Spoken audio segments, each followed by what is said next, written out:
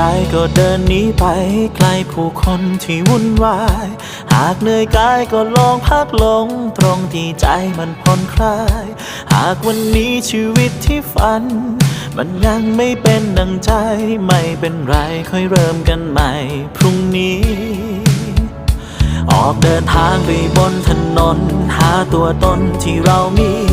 ว่าวันนี้ชีวิตที่ดีมันมีความสุขอยู่จริงไหม